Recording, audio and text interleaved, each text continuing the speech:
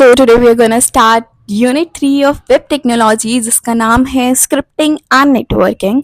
ये पूरा आपकी यूनिट AKTU के सिलेबस के अकॉर्डिंग फुली प्रिस्क्राइब्ड है। इसमें सारे टॉपिक्स कवर हैं जो भी AKTU के सिलेबस में है और सारे PYQs हमने इसके अंदर डाल दिए हैं वन शॉट के अंदर। So you need not to go anywhere else for the resources and the content is enough that you can write in your AKTU examination. You need not to go for any other content after this video. I'm making sure this thing. Okay, so without wasting any time, let's get started. JavaScript. अब JavaScript क्या होती है? JavaScript हमारी एक dynamic programming language है। अब dynamic programming language क्या होता है? डायनामिक प्रोग्रामिंग लैंग्वेज को हम एक एग्जाम्पल से समझते हैं। फ्लिपकार्ट तो आप सभी लोग यूज़ करते होंगे, तो फ्लिपकार्ट के ही एग्जाम्पल से समझते हैं। आप एक यूज़र हो, आप गए फ्लिपकार्ट पर, आपको एक टी शर्ट खरीदनी है। टी शर्ट खरीदने के लिए वहाँ पर एक बाय नाउ का ऑप्शन आता है। आपने वहाँ पर क्लिक करा, उसकी हेल्प से आपने वहाँ पर क्लिक करा, आपने एड्रेस डाला, then your order is placed. वहाँ पर फिर लिखा आता है योर ऑर्डर प्लेस्ड और योर ऑर्डर इज कन्फर्म्ड। तो वो किसकी हेल्प से हो पा रहा है? वो सब जावास्क्रिप्ट की हेल्प से हो पा रहा है। मतलब एक वेबसाइट है, वो डायनामिक है जिसमें हम इंटरेक्शन कर पा रहे हैं। अगर वो वेबसाइट डायनामिक नहीं होती तो हम अपना ऑर्डर प्लेस कैसे करते? ओके, तो अब आप बोलोगे सारी वेबसाइट्स डायनामिक होती हैं। नहीं, सारी वेबसाइट्स डायनामिक नहीं होती हैं। आप लोग ऑनलाइन बुक्स भी रीड करते होगे, उसका एग्जांपल ले लेते हैं। आप एक वेबसाइट पर गए, आपने बुक रीड करी, वहाँ पर ज़्यादा ऑप्शंस नहीं होते हैं। तो कुछ प्लेन वेबसाइट्स भी होती हैं जहाँ पर आप सिर्फ रीड ही कर पाते हैं, कोई इंटरेक्शन नहीं कर पाते हैं। तो वो वेबसाइट जिनमें हम इंटरेक्शन नहीं कर पाते हैं उन्हें वो डायनामिक वेबसाइट्स नहीं होती हैं।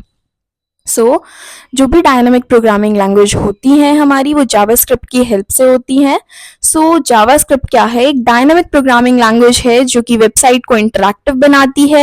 ये हमारी ब्राउज़र के अंदर होती है जहाँ पर हम बटन्स को क्लिक कर सकते हैं, एनिमेशंस कर सकते हैं। वो जितनी भी ये चीज़ें हमारी हो पाती हैं वो सब की सब जावास्क्रिप्ट की हेल्प से हो पाती हैं। फॉर एग्जाम्पल, हमें कोई फॉर्म सबमिट करना है या कोई फॉर्म फिल करना है, किसी चीज़ का अपडेट चाहिए, it is very lightweighted and very much commonly used language. Okay, so हमें यहाँ पर रीलोड भी नहीं करना पड़ता।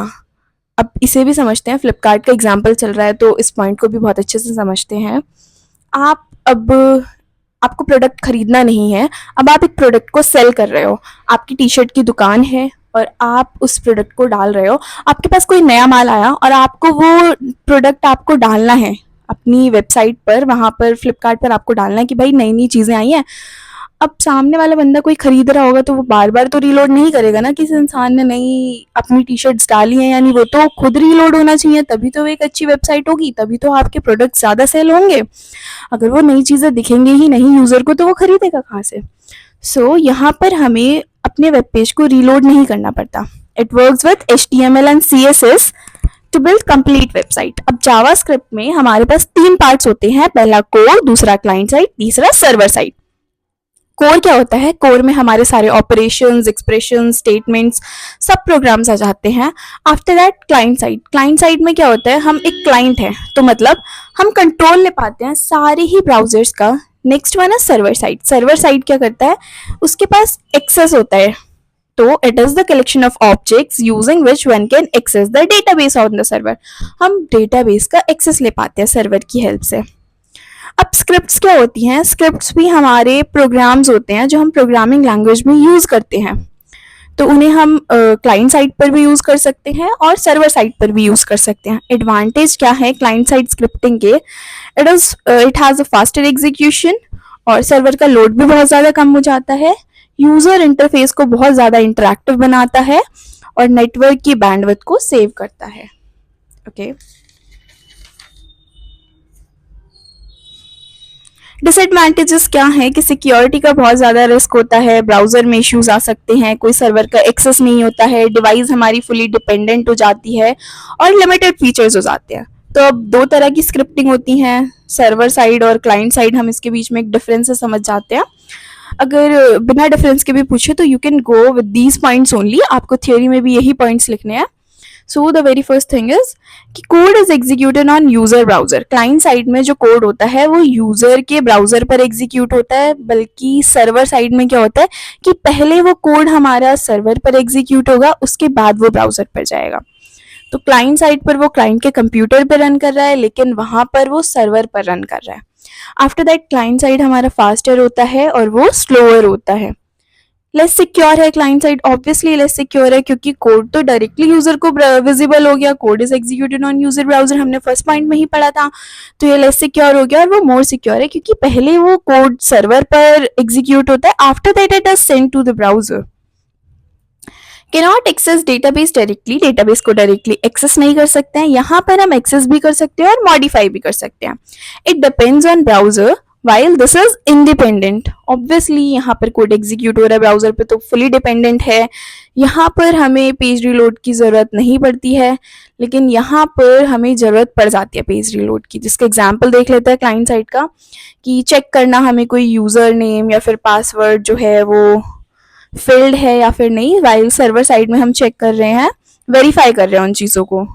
Now Java and JavaScript. अब जावा क्या होती है, हमारी ऑब्जेक्ट ओरिएंटेड प्रोग्रामिंग लैंग्वेज होती है। हम सभी को पता है that it is in OOPs language, while JavaScript is object based scripting language. Java तो हमने लास्ट टाइम भी पढ़ी थी और हमें पता है that it is one of the oops language, मतलब उसमें सारे ऑब्जेक्ट ओरिएंटेड फीचर्स होते हैं। लेकिन जावास्क्रिप्ट जो है वो ऑब्जेक्ट बेस्ड तो है बट ऊप्स लैंग्वेज नहीं है, क्योंकि वो एक हद तक ऊप्स की फीचर्स को सपोर्ट करती है और फिर नहीं करती है।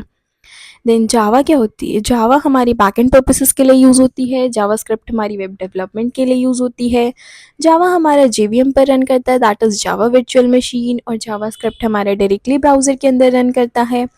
जावा हमारी पहले कंपाइल्ड होती है, फिर उसके बाद एग्जीक्यूट होती है, वाइल जावास्क्रिप्ट हमारी पहले इंटरप्रेट होती है।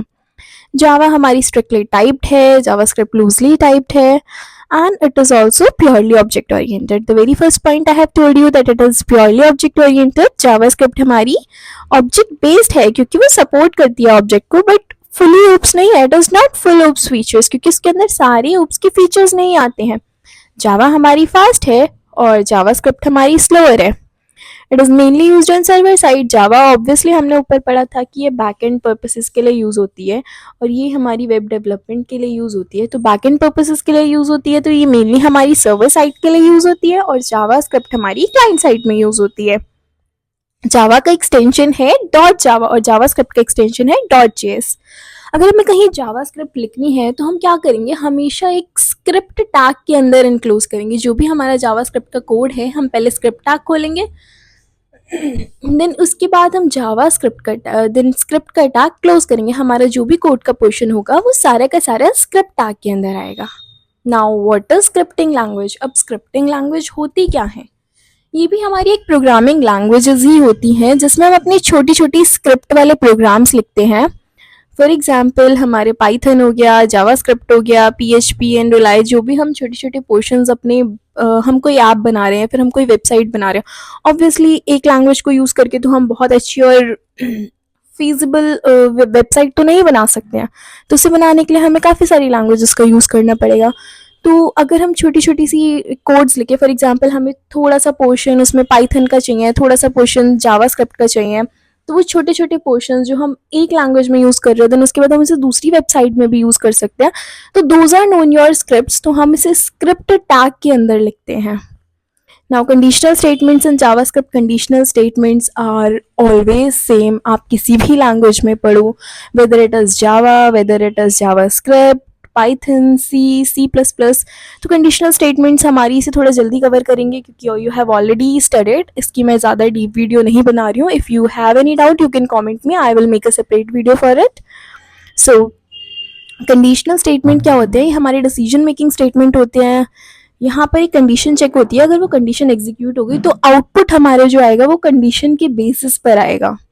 ओके, तो पहली स्टेटमेंट हमारी इफ स्टेटमेंट है। इफ स्टेटमेंट में क्या होता है, अगर कंडीशन ट्रू होती है तो वो एग्जीक्यूट हो जाती है। इसके एग्जाम्पल देखते हैं। अगर एज 18 है तो हमने कंडीशन दी कि भाई अगर एज 18 से ऊपर है तो प्रिंट कर दो you are eligible to vote. तो यहाँ पे एज 18 है तो ठीक है, हम एलिजिबल है वोटिंग के लिए। Next is if else statement. If else statement में क्या होता है, एक ब्लॉक ऑफ कोड होता है। अगर कंडीशन ट्रू है तो वो ब्लॉक ऑफ कोड रन करेगा, वरना तो दूसरा ब्लॉक ऑफ कोड रन करेगा।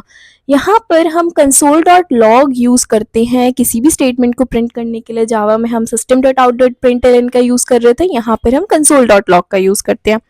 After that if else if statement क्या करता है, मल्टीपल कंडीशंस को चेक करता है. फॉर एग्जांपल अगर हमें कोई ग्रेड चेक करना है, किसी की मार्क्स चेक करने हैं, there are several students in the class and we need to classify the marks. तो हमने क्लासीफाई कर दिया कि इतने से above 90 we have A grade, above 75 we have B grade, then above C above something, C grade above some marks, D grade, and further we have divided many things.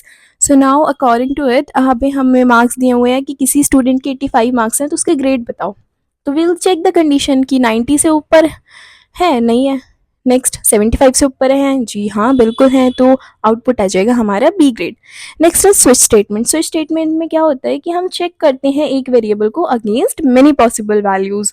तो इसके example भी देख लेते हैं. If day is equal to 2, हमने switch condition लगाई, switch statement लगाया. We have provided the cases. Case 1 अगर 1 है तो Monday, then case 2 is Tuesday. अगर इनमें से कोई भी डे नहीं है तो इनवैलिड दिया जाएगा. यहाँ पर हम डिफॉल्ट स्टेटमेंट का यूज़ करते हैं. अगर ऊपर में से कोई भी कंडीशन हमारी सेटिस्फाई नहीं करी या फिर कुछ इनवैलिड चीज़ है तो वो हमारा ऑटोमेटिकली डिफॉल्ट में चला जाएगा. Will get the statement invalid. Next is ternary operator. Ternary operator हमारा इफ इसका ही एक शॉर्ट फॉर्म वर्जन है. यहाँ पर हम क्या करते हैं, पहले अपनी कंडीशन लिखते हैं. फॉर एग्जांपल हमने यहाँ पर कंडीशन लिखी है age is greater than equals to 18. Then according to its syntax we have to provide a question mark here. After that जो भी हमारा ट्रू, अगर कंडीशन ट्रू हुई तो जो भी आउटपुट आएगा will provide it here. After that columns, and अगर वो वैल्यू या फिर वो कंडीशन हमारी फॉल्स हो गई तो then minus whatever we have to print minor, so it will be, we have to show it here. next are data types. data types क्या होता है, हमारा कोई भी हम बताते हैं कि हमारे वेरिएबल ने जो वैल्यू होल्ड कर रखी है वो किस टाइप की वैल्यू है, तो उसका वो किस टाइप का डेटा उसने होल्ड कर रखा है. तो there are two types of data types. The very first one is primitive, the next one is non primitive. Primitive क्या होते हैं, हमारे बिल्ट इन होते हैं जिसमें एक सिंगल टाइप की वैल्यूज ही होल्ड कर सकते हैं. फॉर एग्जाम्पल अगर हमने नंबर डाले हैं तो सिर्फ नंबर्स ही होल्ड कर सकते हैं, वो लोग स्ट्रिंग्स नहीं होल्ड कर सकते. तो इसके अंदर हम मल्टीपल टाइप्स ऑफ वैल्यूज नहीं पुट कर सकते हैं. तो प्रिमिटिव के भी कुछ टाइप्स हैं, जल्दी जल्दी इन्हें देख लेते हैं. तो very first one is number. Number क्या करता है, हमारा रिप्रेजेंट करता है numeric value. Example let age is equal to 25. 25 हमारी क्या है, एक न्यूमेरिक वैल्यू है. Then string, it represent the text and enclosed in the quotes. ये हमारा टेक्स्ट रिप्रेजेंट करता है और हमेशा कोट्स में इनक्लोज्ड होता है. Next is Boolean. बुलियन क्या करेगा, अगर कंडीशन ट्रू है तो ट्रू या फॉल्स में आंसर देगा, और बाकी किसी और चीज़ें जो भी हमारा ट्रू और फॉल्स होता है वो सारा दोनों के दोनों बुलियन के पार्ट होते हैं. Next is undefined. For example हमने एक डिक्लेयर कर दिया वेरिएबल, हमने उसे वैल्यू असाइन नहीं करी, हमें नहीं पता वो इंटीजर है, स्ट्रिंग है, फ्लोट है, whatever it is, we don't know what its type, तो हम उसे अनडिफाइंड बोलते हैं. फॉर एग्जाम्पल लेट एक्स, हमें नहीं पता एक्स में कुछ भी वैल्यू स्टोर हो सकती है, तो that is known as undefined.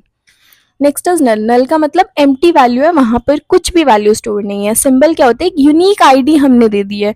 Begin, अगर हमें कोई छोटा नंबर देना होगा तो will put it in the number, लेकिन अगर कोई बड़ा इंटीजर है तो will put in begin. Next है नॉन प्रिमिटिव. नॉन प्रिमिटिव क्या करता है, यूजर डिफाइंड होते हैं और एक कलेक्शन ऑफ डेटा को स्टोर करते हैं. यहाँ पर हमारा एक कलेक्शन ऑफ डेटा होता है और ये थोड़े कॉम्प्लेक्स भी होते हैं और म्यूटेबल भी होते हैं. म्यूटेबल का मतलब क्या है कि ये चेंज भी हो सकते हैं. Now these are also further 3 types. पहला ऑब्जेक्ट क्या है हमारा, की वैल्यू के पेयर में ये कलेक्टेड होते हैं. फॉर एग्जाम्पल नेम, नेम में हमने असाइन करा दिया, तो की क्या है हमारी यहाँ पर नेम और वैल्यू क्या है उसकी दिया, as 20. So these are objects. Then array, तो you have already studied ordered list of values. Function क्या होता है, एक ब्लॉक ऑफ कोड होता है जिसे हम बार बार यूज कर सकते हैं. ओके तो इसी का ही इन एग्जाम्पल से ही मैंने एक छोटा सा कोड बना दिया है. अगर आपको एग्जाम्पल थोड़ा लेंदी क्वेश्चन आए तो first you will define these things in examples के साथ. आफ्टर दैट इन सबको कंबाइन करके कोड मेंशन कर देना है.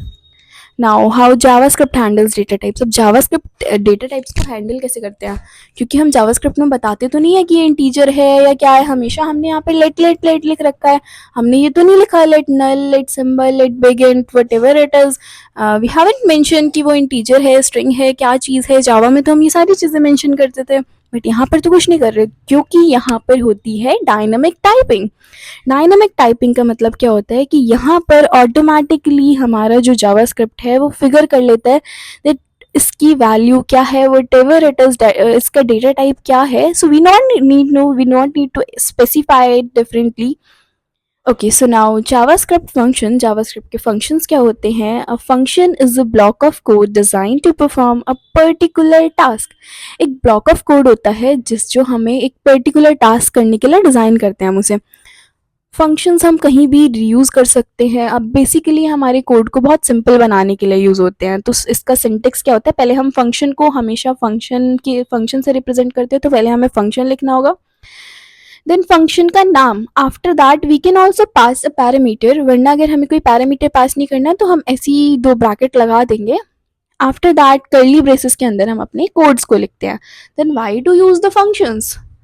पहली चीज़ रीयूजेबिलिटी। एक पीस ऑफ कोड लिखा हमने, फॉर एग्जांपल हमने एक एडिशन का फंक्शन बना लिया और हमारा कोई बहुत लंबा कोड है, कैलकुलेटर का कोड मान लें, कोई बहुत कॉम्प्लेक्स कोड बना रहे हैं हम, उसमें एक छोटा सा यूज़ हो रहा है हमारा addition, something we need to add there. लेकिन अब अगर हम पूरा एडिशन का वहाँ पर कोड बनाएंगे, that will become our code will become so much lengthy. तो हम क्या करेंगे, सिंपली अगर हमने पहले कोई फंक्शन बना रखा होगा तो हम यहाँ पर सिंपली फंक्शन का नेम डाल देंगे और वहाँ पर हमारा एडिशन परफॉर्म हो जाएगा। We need not to specify it differently. तो हम रीयूज़ कर सकते हैं, ऑर्गेनाइज हो जाते हैं हमारा कोड छोटे छोटे पोर्शंस में आ जाता है। देन उसके बाद मेंटेनेबिलिटी, मतलब इजीली हम अपडेट भी कर सकते हैं और डीबग भी कर सकते हैं अपने कोड को। अगर कोई छोटा सा चेंज है तो हमें पता होगा कि इस फंक्शन में हमें चेंज करना है, हमें पूरे कोड को स्कैन मारने की ज़रूरत नहीं होगी। आफ्टर दैट कुछ स्पेशल टास्क हम परफॉर्म कर सकते हैं। इसमें पैरामीटर्स और आर्ग्यूमेंट्स पास कर सकते हैं। हम फंक्शंस को क्रिएट कैसे करते हैं? फंक्शन को क्रिएट करने के लिए पहले आपको फंक्शन लिखना पड़ेगा, देन फंक्शन का नेम। आफ्टर दैट दो ब्रैकेट, इस ब्रैकेट के अंदर आप कोई पैरामीटर भी पास कर सकते हैं, इट्स योर चॉइस। और फंक्शन को डिक्लेयर करने के लिए बाकी जो इसमें हमें प्रिंट कराना है या जो भी अंदर कोड लिखना है, हम कर्ली ब्रेसेस के अंदर लिखेंगे। तो हमने ग्रीट का फंक्शन बनाया तो हम उसमें लिख रहे हैं हेलो वर्ल्ड, तो हमने ये कर्ली ब्रेसेस के अंदर डाल दिया। तो जब भी हम ग्रीट को कॉल करेंगे हमें हेलो वर्ल्ड मिलेगा। आफ्टर दैट फंक्शन एक्सप्रेशन का मतलब है कि हम फंक्शन को एक एक्सप्रेशन की तरह भी होल्ड कर सकते हैं। फॉर एग्जांपल यहाँ पर कांस्टेंट ग्रीट है, हमने इस फंक्शन को इसमें एक्सप्रेशन में होल्ड कर लिया या फिर स्टोर कर लिया। एरो फंक्शन क्या होता है? हम फंक्शन का शॉर्ट वर्जन होता है। यहाँ पर फंक्शन को डिक्लेयर करने के लिए जो हमने ये सब किया, rather than writing these things we can only write this. Function लिखने की जगह हम एरो लिख सकते हैं।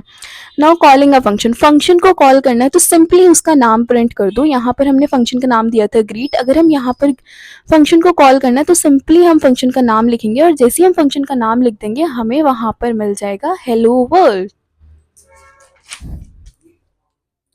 नाउ फंक्शन पैरामीटर्स क्या होते हैं? यहाँ पर हम कुछ भी डेटा पास कर सकते हैं फंक्शंस के अंदर, that is known as function parameter. जो हमारे यहाँ पर ये पैरेंथेसिस होते हैं, तो हमने एक फंक्शन पीछे बनाया था ग्रीट करके, अगर हम उसमें एक पैरामीटर पास करते हैं नेम, एंड आफ्टर दैट यहाँ पर हमने फंक्शन कॉल लगाई। फंक्शन कॉल के अंदर हम कुछ भी नाम डाल सकते हैं, एक आर्ग्यूमेंट पास करें तो हमारा जो आउटपुट आएगा इस बार वो हेलो प्लस जो भी हम नाम डालेंगे अपनी चॉइस का नाम डाल सकते हैं। मतलब हमें कोई ऐसी वेबसाइट बनानी है, फॉर एग्जांपल आप चैट जीपीटी यूज़ करते हो और आपको कुछ चीज़ चाहिए होती है तो वो आपका ही नाम मेंशन करता है, इसमें किसी और का नहीं करता।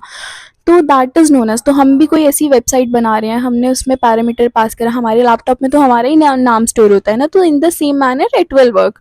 तो this is the only way और the use of parameters and argument. Now multiple parameter क्या होता है? मल्टीपल पैरामीटर का मतलब है अभी हमने एक पैरामीटर दिया था, हम एक से ज़्यादा पैरामीटर भी दे सकते हैं।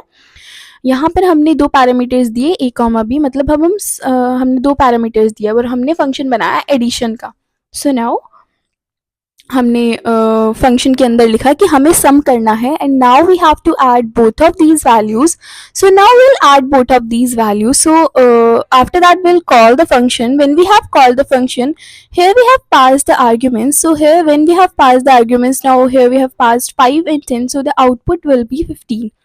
Next is return with parameter. Return with parameter का मतलब क्या है? यहाँ पर हमें here we have mentioned that a plus b, instead of using this we can also use return। जो हमें चीज़ें रिटर्न करनी है, rather than writing in your print statement we can return that value। सो अगर हमें ये सिमिलर कोड रिटर्न के साथ करना है तो हम क्या करेंगे, फंक्शन का नाम, एक फंक्शन बनाया, वी हैव टू रिटर्न कि हमें रिटर्न क्या करना है। After that will call the function, multiply को कॉल करा, आर्ग्यूमेंट्स पास करें, इसे एक इसे पूरे फंक्शन को स्टोर कर लिया हमने रिजल्ट में, then after that will print that result. Now loops in JavaScript. Loops क्या होते हैं, हमारी कोई भी हमें काम बार बार करना है जब तक एक कंडीशन सेटिस्फाई ना हो जाए। फॉर एग्जांपल हमें कोई हेलो प्रिंट करना है 10 बार, तो हम बार बार थोड़ी ना लिखेंगे उस हेलो को, इसमें तो बहुत ज़्यादा टाइम लगेगा और it is not an optimal way कि if you are typing 10 times, चलो 10 टाइम्स तो फिर भी पॉसिबल है। If someone have told you that 1 lakh times you have to type hello hello hello, so भाई उसमें तो प्रॉपर एक दिन भी चला जाएगा आपका। So for to avoid that things हम लूप्स का यूज़ करते हैं। तो we have 3 types of loops जो कि हमने सारी लैंग्वेजेस में पढ़े होते हैं, for loop, while loop, do while loop. I know you all are aware of it, तो इसका छोटा सा रिकैप लेते हैं जल्दी से। इसमें बस दो लूप्स थोड़े से अलग हैं, ये 3 लूप्स बिल्कुल सेम हैं। तो फॉर लूप क्या होता है हमारा, फॉर एग्जाम्पल हमें 5 प्रिंट करना है, तो हमने दिया कि भाई आई की वैल्यू 1 है, आई जब तक हमारा 5 लेस देन इक्वल्स टू 5 नहीं हो जाता है तब तक हमें इंक्रीमेंट करते रहना है। तो ये लूप चलेगा जब तक हमारी कंडीशन सेटिस्फाई नहीं हो जाती। हमने प्रिंट करा दिया आई 1 हुआ, आफ्टर दैट इंक्रीमेंट होके 2 3 4 5, 5 पे कंडीशन हो गई फेल, 5 के बाद ये इंक्रीमेंट करेंगे तो 6 आ जाएगा, लेकिन I should be less than equals to 5।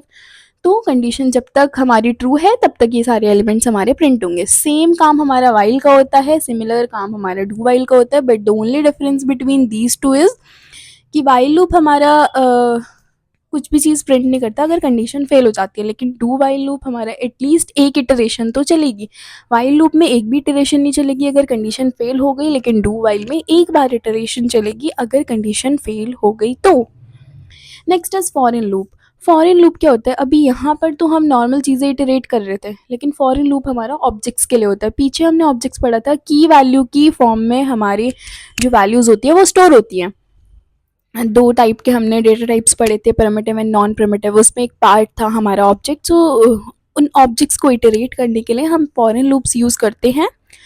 तो यहाँ पर हमारा एक ऑब्जेक्ट है नेम रिया, एज 21, सिटी दिल्ली। तो यहाँ पर ऑब्जेक्ट है हमारा एक पर्सन, तो हम हमें कीज़ को एक्सेस करना है, इटरेट करना है इस ऑब्जेक्ट पर्सन में से। तो यहाँ पर हम लिखेंगे लेट की इन पर्सन, तो है for in loop is used.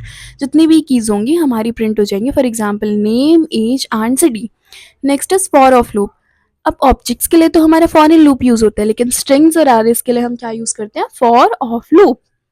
Control statement. अब कंट्रोल स्टेटमेंट हमारी 2 तरह की होती हैं, पहला हमारा ब्रेक होता है, दूसरा कॉन्टिन्यू होता है। ब्रेक में हम क्या करते हैं, इसे भी एक एग्जांपल से समझते हैं। एक कोड ले लेते हैं हम छोटा सा। फॉर हमने एक इटरेशन चलाई 5 तक, देन हमने लिखा I is equals to 3, then continue. मतलब कॉन्टिन्यू क्या करेगा, स्किप कर देगा इटरेशन को। So here we will print 1 2 3 will be skipped क्योंकि हमने कॉन्टिन्यू लिख दिया, 4 और 5 विल बी प्रिंट। लेकिन अगर यहाँ पर सिमिलर मैनर में ब्रेक होता, तो ब्रेक में क्या होता हमारा, यहाँ पर ब्रेक जब जैसे ही हम ब्रेक लगा देते हैं, फॉर एग्जांपल अगर यहाँ हमने ब्रेक प्रिंट करा, ब्रेक लिखा होता, कंटिन्यू की जगह ब्रेक होता हमारे यहाँ पर, तो क्या होता, हमारा 1 प्रिंट होता, इटरेशन चली, लूप 1 है, 1 आया, यहाँ पर इंक्रीमेंट हुआ 2 आया। Now I is equal to 3 break, मतलब 3 के बाद ब्रेक कर दो, 3 के बाद कुछ और प्रिंट नहीं होगा, ये लूप हमारा इसके बाहर आ जाएगा, ब्रेसेस के बाहर आ जाएगा, मतलब 4 और 5 हमारे प्रिंट नहीं होंगे in the case of break. While in the case of continue it will be 1 2 4 and 5। Now JavaScript variables क्या होते हैं, ये हमारे कंटेनर्स होते हैं जिसमें हम डेटा वैल्यूज़ को स्टोर करते हैं। तो ये हमें अलाउ करते हैं किसी भी वैल्यू को स्टोर करने के लिए, अपडेट करने के लिए, हम कुछ भी कर सकते हैं। तो यहाँ पर हमने एग्जांपल से देखते हैं, let name is equals to Riya, मतलब नाम क्या है, रिया। तो यहाँ पर जो हमारे वेरिएबल्स हैं वो वेरिएबल है हमारा नेम, मतलब हम नेम में स्टोर कर रहे हैं रिया को। ओके, सो अब इसे डिक्लेयर करने के लिए हम कुछ कीवर्ड्स का यूज़ करते हैं, एंड वो कीवर्ड्स हैं वेर, लेट एंड कांस्टेंट। सो अब हम देख लेते हैं कि इन कांस्टेंट कीवर्ड्स को हम कहाँ कहाँ यूज़ करते हैं। तो अगर स्कोप हमारा सिर्फ फंक्शन के अंदर है तो हम वेर को यूज़ करते हैं, वाइल अगर स्कोप हमारा ब्लॉक के अंदर है तो हम लेट और कांस्टेंट को दोनों को यूज़ कर सकते हैं। नाउ वेरिएबल हम रीअसाइन भी कर सकते हैं, रीडायरेक्ट भी कर सकते हैं। लेट हम रीअसाइन तो कर सकते हैं लेकिन री डिक्लेयर नहीं कर सकते। कांस्टेंट को हम रीअसाइन भी नहीं कर सकते और री डिक्लेयर भी नहीं कर सकते। कांस्टेंट मतलब इसकी वैल्यू कांस्टेंट हो गई है, इसकी वैल्यू फिक्स्ड हो गई है। We can not reassign and we can not even redeclare. तो वेरिएबल्स के कुछ रूल होते हैं, मतलब कि हमेशा ये लेटर से स्टार्ट होना चाहिए, केस सेंसिटिव होते हैं, मतलब small A and capital A के not are not same, they both are different. Now it should have a meaningful name, name जो हो वो मीनिंगफुल हो, सेंसफुल हो, जो भी हम वैल्यू स्टोर कर रहे हैं उससे रेलेवेंट हो। नाउ जावास्क्रिप्ट के ऑपरेटर्स क्या होते हैं, ये कुछ सिंबल्स होते हैं जिनकी हेल्प से हम ऑपरेशन को परफॉर्म करते हैं, and these are very similar to the operators that appear in our programming languages. Operators आप लोग हमेशा से सारी चीज़ें पढ़ते आए हैं, so I am not explaining these in details. अगर एग्जाम्स में वैसे ये क्वेश्चन आएगा नहीं, अगर फिर भी आता है then I know you can all write this. तो we have various type of operators, arithmetic, logical, comparison, assignment, conditional. Okay, so now what is event. अब इवेंट क्या होता है? इवेंट एक, जो भी हमारे एक्शंस हो रखे होते हैं वेब पेजेस पे उन सबको हम इवेंट बोलते हैं। मतलब कोई भी चीज़ हो रही है, जावास्क्रिप्ट उसे डिटेक्ट कर रही है या फिर उससे रिस्पॉन्ड कर रही है, मतलब आप किसी वेबसाइट पर गए, आपने कार्ट में चीज़ें डाली, या फिर आप किसी बटन्स पर क्लिक कर रहे हो, या फिर किसी लिंक पर क्लिक कर रहे हो, आप लिंक पर क्लिक करके रीडायरेक्ट हो रहे हो कहीं और, जो भी चीज़ें एक्शंस जो भी हो रहे हैं, वेब पेज रिस्पॉन्ड कर रहा है, आप उसे डिटेक्ट कर पा रहे हैं, वो सारी चीज़ें हमारे इवेंट के अंदर आती हैं। तो इवेंट को अच्छे से समझते हैं हम कुछ एग्जाम्पल से। यहाँ पर क्या लिखा है, event can happen when a user click a button. Event कब होता है? जब एक यूज़र बटन को क्लिक कर रहा है, पेज को लोड कर रहा है, या फिर किसी की को प्रेस कर रहा है। नाउ इसे अब एक एग्जाम्पल से समझते हैं। पहला एग्जाम्पल है हमारा ऑन क्लिक इवेंट। तो ये कब ट्रिगर होता है? जब हमें कोई बटन वगैरह, यूज़र को कुछ बटन क्लिक करना होता है, लिंक क्लिक करनी होती है, इमेज क्लिक करनी होती है, या फिर कोई पैराग्राफ। तो उसका सिंटेक्स क्या है? Element on click, then function का नाम क्लिक मी। अब यहाँ पर हमने टैग खोला था एलिमेंट को, तो ऑब्वियसली क्लोज भी करना पड़ेगा। तो हमने बेसिक बॉडी बॉडी लिखी अपनी HTML की। ना according to the syntax element on click, हम बटन को क्लिकेबल बना रहे हैं, तो हमने लिखा button on click. Then function का नाम तो show message, then click me. अब टैग को क्लोज कर देंगे। आफ्टर दैट अब हमने पीछे स्क्रिप्टिंग लैंग्वेज पढ़ी थी, और जावास्क्रिप्ट को अगर हमें मेंशन करना होता है अपने कोड में तो हम स्क्रिप्ट टैग का यूज़ करते हैं। तो here we will use script tag. अब यहाँ पर हमने फंक्शन का नाम तो बना दिया। भाई फंक्शन का नाम लिखने से बात नहीं बनती है, फंक्शन भी तो होना चाहिए। अगर आपने किसी का नाम दे दिया है, वो इंसान भी तो एग्जिस्ट करना चाहिए। So here in the similar manner, आपने फंक्शन का नाम दिया तो फंक्शन भी तो बनाओ। तो हम बनाते हैं फंक्शन शो मैसेज, उसके अंदर हमने डाल दिया button was clicked. After that script close हो जाएगी और हम अपनी बॉडीज़ को भी क्लोज कर देंगे। Next is on submit event. On submit event हमारा जब ट्रिगर होता है, जब कोई फॉर्म वगैरह सबमिट कर रहे होते हैं। यहाँ पर भी हमारा सिंटेक्स बिल्कुल सेम है, बस ऑन क्लिक कीजिएगा ऑन सबमिट आ जाएगा। इसका भी एग्जाम्पल देख लेते हैं। पहले हमने बेसिक बॉडी दी, देन हमने फिर से फॉर्म ऑन सबमिट दिया। आफ्टर दैट हमने अपना फंक्शन को कॉल करा। यहाँ पर हम कुछ पैरामीटर्स या फिर कुछ डिटेल्स पास करेंगे, क्योंकि हम फॉर्म ऑब्वियसली अगर कोई फॉर्म को सबमिट कर रहे हैं तो हम पहले चीज़ें पता होनी चाहिए कि जो आपने डिटेल्स डाली है, फॉर एग्जांपल उसमें नेम मैंडेटरी होना चाहिए। एक फॉर्म बना रहे हो तो उस फॉर्म में नेम तो मैंडेटरी होना चाहिए, बिना नेम के फॉर्म सबमिट नहीं होना चाहिए। तो आपका फॉर्म इतना फिजिबल या फिर अच्छा होना चाहिए कि वो डिटेक्ट करे कि भाई इसमें नेम नहीं है, तो this is required, you need to fill that. और द थिंग इज़ कि अगर कोई नाम में आईडीज़ या फिर फ़ोन नंबर्स एंड ऑल डाल रहा है, तो your form should respond that it should contain numeric value, it should contains the strings और द टेक्स्ट। ओके, तो हम यहाँ पर मेंशन करेंगे इनपुट टाइप जो होगा वो टेक्स्ट होगा, आईडी जो है वो यूज़र नेम है, प्लेस होल्डर क्या है, नेम। तो अब जो टाइप है, हम फॉर्म को सबमिट कर रहे हैं तो सबमिट, और उसकी वैल्यू भी सबमिट होगी। ओके, तो हमने यहाँ पर फॉर्म का टैग खोला था, क्लोज करेंगे, स्क्रिप्ट टैग खोलेंगे। यहाँ पर हमने एक फंक्शन का नाम दिया था, अब उस फंक्शन को बनाएंगे। फंक्शन को बनाने के लिए हमने जो यहाँ पर चीज़ें मेंशन करी थी उन्हें यहाँ पर गेट की हेल्प से लेकर आएंगे, और फिर हम चेक करेंगे कि अगर जो नाम वाला प्लेस है अगर वो एम्प्टी है तो नेम हमारा एम्प्टी नहीं हो सकता, फॉर्म हमारा सबमिट नहीं हो सकता। दैट नेम के नॉट बी एम्प्टी, तो वो रिटर्न हो जाएगा, रिटर्न फॉल्स हो जाएगा। आफ्टर दैट फॉल्स आएगा हमारे पास। आफ्टर दैट अगर वो वहाँ पर हम नाम प्रिंट कर देंगे तो हमारा फॉर्म सबमिट हो जाएगा, तो it will show that form submitted successfully, then return true. Okay, अब यहाँ पर स्क्रिप्ट खोला था तो स्क्रिप्ट को क्लोज करेंगे, then body will be close, HTML will be closed. Arrays in JavaScript. Array क्या होता है? हमारा स्पेशल टाइप ऑफ ऑब्जेक्ट होते हैं जो कि मल्टीपल वैल्यूज़ को होल्ड करते हैं एक सिंगल वेरिएबल में। For example let fruit is equals to apple, banana, mango. हम बहुत सारी चीज़ें इसमें न्यूमेरिक वैल्यू भी स्टोर कर सकते हैं, इंटीजर्स भी स्टोर कर सकते हैं, numbers, whatever we want we can store anything in arrays. But इसमें एरे का फ़ायदा यही होता है कि हम इसमें मल्टीपल वैल्यूज़ एक साथ स्टोर कर सकते हैं। अब एरे क्रिएट करने के लिए हमारे पास दो वेज हैं, and those are yours. The very first one is using array literals. Array literals में क्या करते हैं, हम पहले नाम दिया हमने, एक वेरिएबल असाइन करा, दैट लेट कलर्स हमने असाइन कर दिया, देन उसके अंदर हमने वैल्यूज़ दी red, green and blue. After that using new array constructor, मतलब instead of writing in this square braces we can also write new array, and after that we can pass the values. अगर हमें कोई value access करनी है तो हम क्या करेंगे, सिंपली हम एरे का नाम देंगे और उसका इंडेक्स नंबर दे देंगे, जो भी हमें वैल्यू चाहिए होगी हमें वो मिल जाएगी।